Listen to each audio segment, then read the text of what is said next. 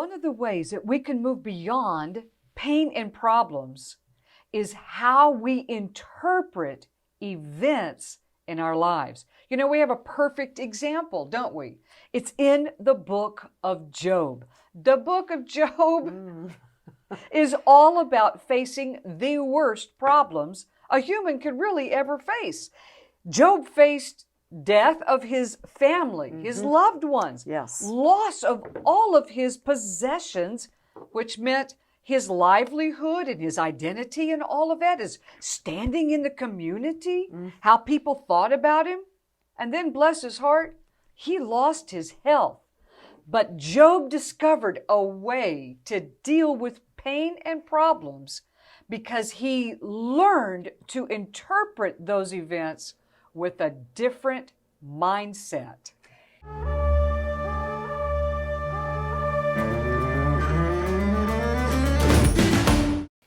When we take and look at the book of Job, immediately we say, oh my goodness, you know, this man had everything that anyone could ever want.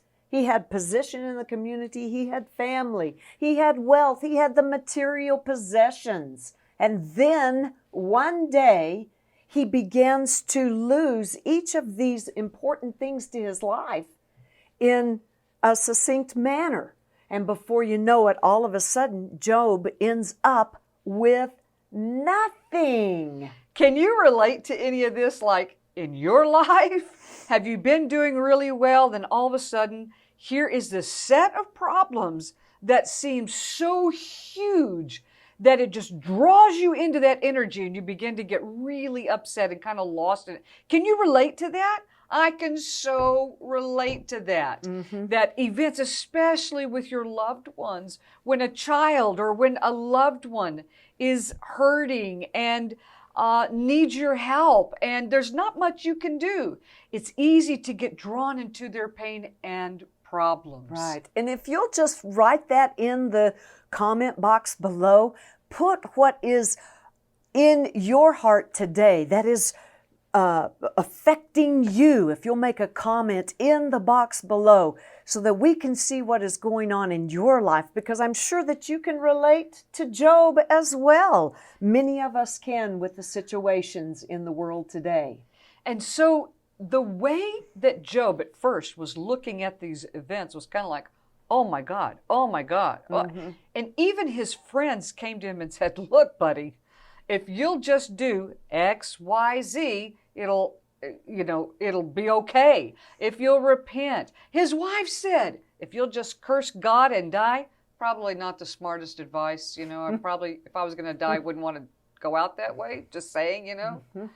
But anyway, as long as Job listened to the influence of others, the pain and the problems seemed to just radiate within. And isn't that how it is in life? That when we listen to the advice sometimes, and people are loving, these friends of Job's were not trying to hurt him. They were trying to help him. But when Job began to interpret these events with a different mindset, a different understanding, all of a sudden he broke through into new life. No longer was the story, I've done bad and God is punishing me. No longer was the interpretation of events that God is out to get me and make an example of me. No longer is there that framework that opens the door to ensure pain and suffering remaining. When you look at the scripture, it says something very interesting about his three friends. It said, when Job's three friends heard about all his calamity, the pain and the problems that were coming on his life, each of them came from his own place.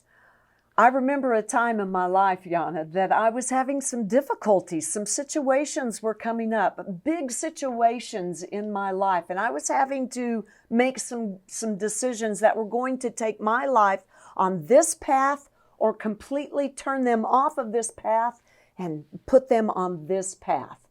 And I had friends who were coming to me and giving me this piece of advice and this piece of advice. Don't you know? And all of a sudden, not only did I have my own perspective, my own thoughts, but now I'm taking in their perspective and looking at life through their lens on my life.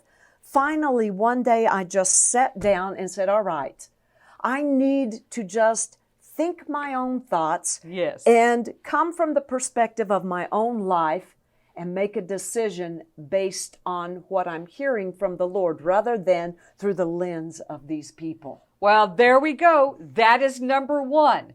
That these loving people, will just say that their motive is good, but you would withdraw a bit from their thoughts and opinions, not necessarily from them, and reconnect with yourself. What is your heart saying to you? It was like with Job. His heart was not condemning him. It was the voices saying, hey, now, if you just repent, it's going to be okay.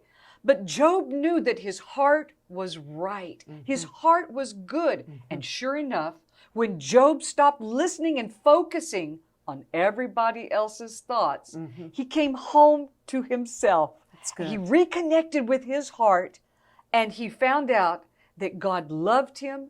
And not only did God love him, God was going to bless him beyond what he had and beyond who he was. So, number one, we've got to reinterpret the events. God's not mad. God's not testing. It's good. He is waiting for us to reconnect with ourselves so that we can hear the truth of how he feels about us. I would even say for you right now, if you are in that difficult situation, you've got the pain and the problems that are like a plague in your life, that one of the things you can do is just take a step back. So important. And reconnect your thoughts with your heart. Because as long as you're wrapped up in the thoughts of your thoughts and this one's thoughts and another one's thoughts, but you're not in your heart, you're a divided house. And it keeps the chaos churning and the pain very relevant in your life. And by doing that, here is step number 2. You ready for this? Let's hear it. You will begin to tell a different story. As you tell a different story, you create a different outcome. That's good. If the story is, God's after me, God is upset with me, what is the outcome? It's going to look and feel like that. Mm-hmm. But if you begin to say, wait, just a minute. My heart tells me God's not mad at me, that I am actually living an example for the benefit of the rest of humanity for all of time to learn from me that when problems come, it's not because God is upset with me. Mm-hmm.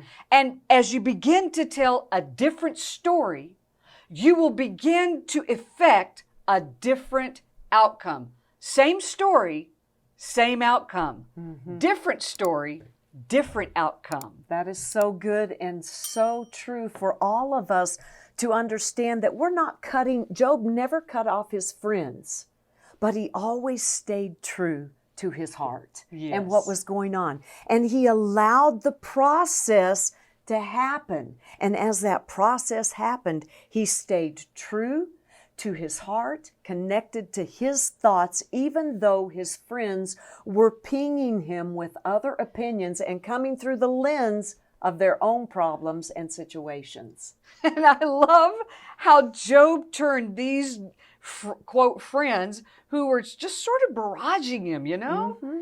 How at the end of the book of Job, it says that Job actually prayed for them. So he stayed in relationship, although he had to remove himself from their pressure and their influence.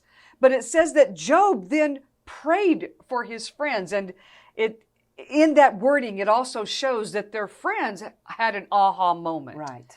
And they were able to turn that around. Now, when you tell a different story, it creates different images on the inside. Kind of like this. Instead of God with the thunderbolt going to get you, mm-hmm. you see God reaching for you to draw you to himself, knowing and trusting that every thought in God's heart for you is always of love and your well-being. He has a plan to prosper us, not to harm us. That's the story of Job, and that is the way that we can move beyond pain and problems. Now, if you're enjoying this, we would love to hear your comments. Is this meaningful to you? Does it give you some ideas of how to move beyond pain and problems? Well, if this video has been helpful to you and you've enjoyed it, give us a thumbs up. And if you'd like to know how negative thinking affects your life, watch this next video. Thank you so much for joining us today. We are The Hebrew Sisters at HebrewScrollsAcademy.com.